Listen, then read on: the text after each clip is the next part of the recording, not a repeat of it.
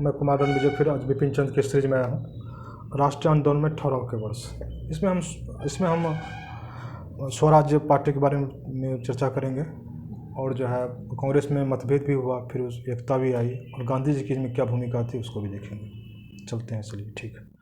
तो वह क्या असहयोग आंदोलन को वापस लेने के बाद अब अंग्रेज़ों से किस तरह संघर्ष किया जाए उसके रणनीति पर विचार विमर्श होने लगा कि अब रणनीति क्या हो। तो CR दास और मोतीलाल नेहरू ने बताया कि नहीं, कि एक रणनीति ऐसी होनी चाहिए कि हम विधान परिषद के चुनाव में भाग लें और नौकरशाही को बेनकाब करें। आपको याद दिला दें, इससे पहले भी असहयोग आंदोलन से पहले CR दास ने चुनाव कार्यक्रम में विधान परिषद चुनाव कार्यक्रम में भाग लेने का मन बनाया था, लेकिन बाद में इस मामला को सुलझा लिया गया।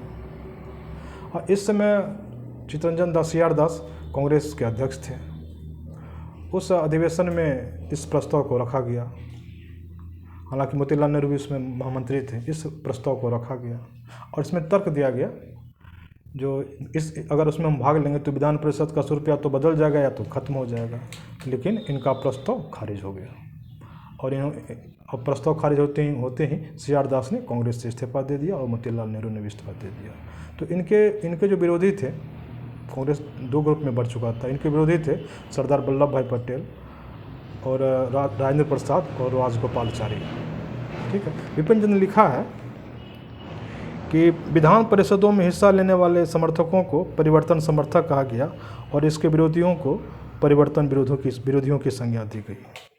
अब क्या हुआ, इस्तीफा देने के बाद चित्तरंजन CR दास और मोतीलाल नेहरू ने 1 जनवरी 1927 को जो है लिखा है इसमें, कांग्रेस खिलाफत स्वराज पार्टी का गठन किया और इसी का नाम बाद में स्वराज पार्टी पड़ा। हालांकि दोनों गुटों में थोड़ा शुरू हो गया कि क्या रणनीति हो। तो मुख्य मुद्दा जो था दोनों ही ग्रुप में जो मुख्य मुद्दा था, विपिन ने लिखा है कि आंदोलन की निष्क्रियता के दौरान राजनीतिक गतिविधियों को कैसे जारी रखा जाए। तो स्वराज्यों का तर्क था कि हम विधान परिषद में प्रवेश कर वहाँ सरकार के रवैये को जनता के सामने लाएंगे, अखबार में खबर छपेगी, जनता उसे पढ़ेगी और राजनीतिक रूप से उसमें एक अवेयरनेस आएगा, जागरूकता आएगी।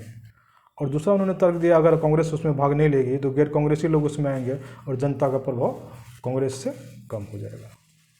लेकिन इसके विरोधियों की एक अलग ही राय थी कि संसदीय राजनीति में अगर हम लोग भाग लेंगे तो रचनात्मक कार्यों की उपेक्षा होगी, सत्ता की राजनीति में भ्रष्टाचार भी मिट आएगा और हम लोग गतिरोध की राजनीति छोड़ देंगे। ठीक है।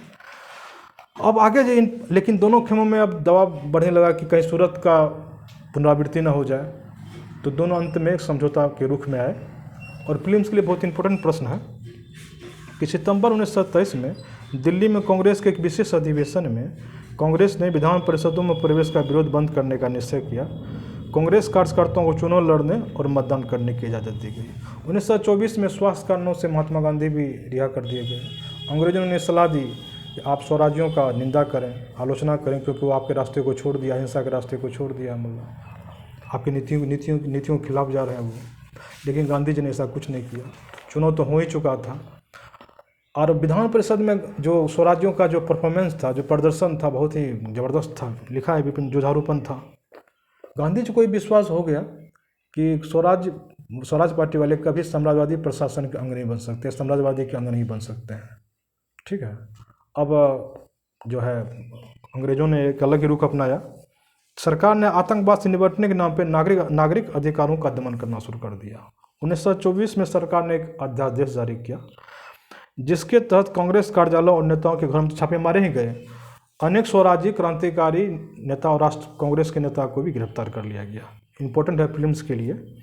इनमें सुभाष चंद्र बोस और बंगाल विधानमंडल के 2 स्वराज्य विधायक अनिक बरन राय और SC मित्र भी शामिल थे। स्वराज्यों पर सरकारी दमन का विरोध करने के लिए गांधी जी ने स्वराज्यों के साथ एकता प्रदर्शित करने का निश्चय किया। ठीक है। बहुत इंपॉर्टेंट क्वेश्चन है फिल्म्स का।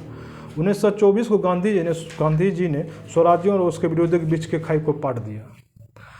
अब है कि लिखा है विपिन चंद्र ने, CR दास, मोतीलाल नेहरू और गांधी जी ने एक संयुक्त बयान पर हस्ताक्षर किया जिसका सार था, जिसमें कहा गया था, स्वराज्य नेता कांग्रेस के अभिन्न अंग के रूप में कांग्रेस के नेतृत्व में विधानमंडल में अपना काम करते रहेंगे।